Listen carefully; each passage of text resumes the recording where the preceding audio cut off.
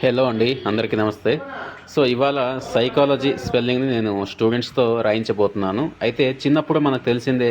So psychology spelling రాయమని చెప్పి మనకు క్లాస్ చెప్పినటువంటి టీచర్స్ కావచ్చు, అదేవిధంగా మన ఫ్రెండ్స్ కావచ్చు, పెద్దవాళ్ళు కావచ్చు, మనకు చాలాసార్లు సైకాలజీకి సంబంధించినటువంటి స్పెల్లింగ్స్ మనకు రాయమన్నప్పుడు మనం సరిగా రాయలేకపోయేవాళ్ళం. ఎందుకంటే మనకు పూర్తి స్పెల్లింగ్ అప్పట్లో రాదు కాబట్టి.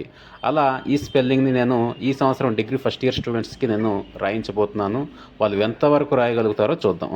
సో ఇప్పుడైతే నాగభూషణ్ అనే అబ్బాయి సైకాలజీ స్పెల్లింగ్ రాయడానికి వెళ్తున్నాడు. సో కరెక్ట్గా రాస్తాడో లేదో చూద్దాం. సో ఫస్ట్లోనే మిస్టేక్ చేశాడు. పిఎస్వై వస్తుంది కదా, సివై రాశాడు. సో ఇది రాంగ్ వర్డ్. నెక్స్ట్ ఇంకొక అమ్మాయి వెళ్తుంది. సో ఎలా రాస్తుందో చూద్దాం. సో వీళ్ళు డిగ్రీకి వచ్చి కూడా సైకాలజీ స్పెల్లింగ్ని ఎందుకు రాయలేకపోతున్నారంటే ఇంటర్మీడియట్ వరకు కూడా వీళ్ళు Telugu medium. So Telugu medium అయినా సరే చాలామందికి సైకాలజీ స్పెల్లింగ్ వచ్చు, చాలా నీట్గా రాస్తారు. కానీ ఇక్కడ కొంతమంది students రాయలేకపోతున్నారు.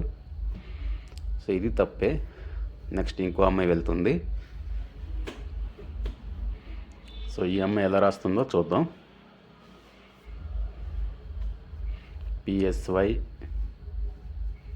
Okay, CHO LO GY. So అమ్మాయి కరెక్ట్గానే రాసింది, కానీ ఎల్కి ఓకి రెండు అక్షరాలని టూ లెటర్స్ని కల్పిస్తుంది.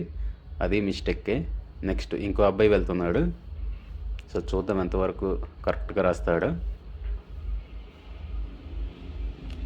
సో చిన్నప్పుడు నేను కూడా సైకాలజీ స్పెల్లింగ్ని రాయలేకపోయేవాడిని, ఎందుకంటే మనకి సైలెంట్ లెటర్స్ ఉంటాయి. సో ఆ సైలెంట్ లెటర్స్ ఏంటో మనకు తెలీదు. అందువల్ల సైకాలజీకి పీ తీసేసి డైరెక్ట్గా వేస్తూనే రాసేవాడిని.